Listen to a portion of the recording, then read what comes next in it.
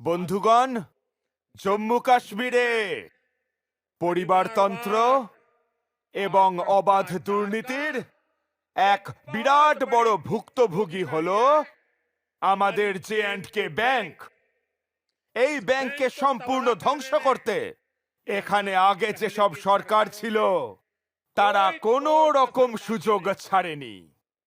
ব্যাংকে নিজেদের আত্মীয় স্বজনদের এবং ভাই ভাইপোদের ঢুকিয়ে দিয়ে এই সমস্ত পরিবারগুলো ব্যাংকের কোমর ভেঙে দিয়েছিল।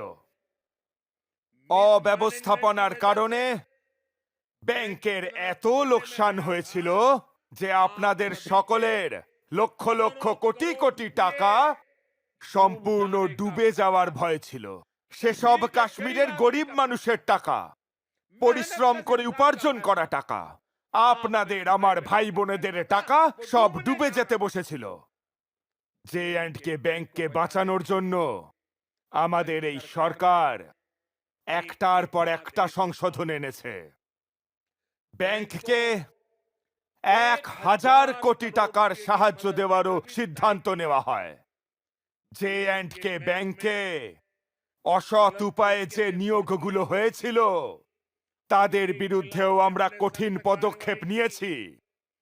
আজও অ্যান্টি করাপশন ব্যুরো এরকম হাজারো নিয়োগের ব্যাপারে খতিয়ে দেখছে।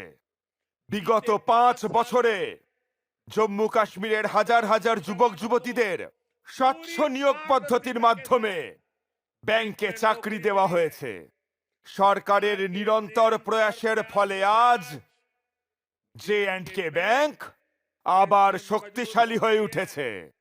এই ব্যাংকের লাভের অঙ্ক যা একসময় ডুবতে বসেছিল,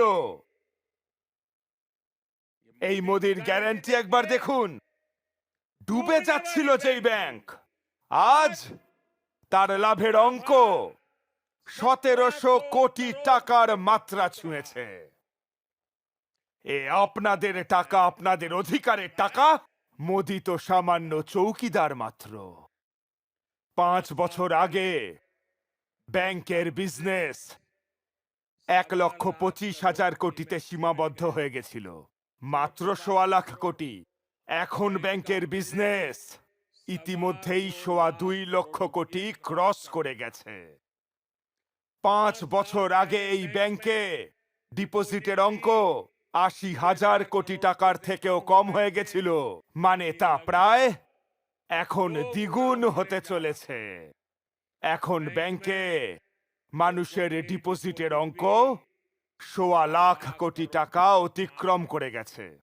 5 বছর আগে ব্যাংকের এনপিএ 11% অতিক্রম করে গেছিল, সেটাও আজ কম হতে হতে হতে 5%-এরও নিচে চলে এসেছে।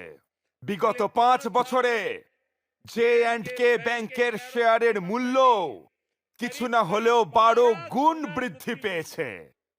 ব্যাংকের শেয়ারের যে মূল্য নেমে 12 টাকায় চলে এসেছিল, তা আজ প্রায় 140 টাকার কাছে পৌঁছে গেছে। সরকার যখন সৎ হয়, তাদের উদ্দেশ্য হয় জনতার ভালো করা, তখন সমস্ত সংকট থেকে জনতাকে বের করে আনা সম্ভব।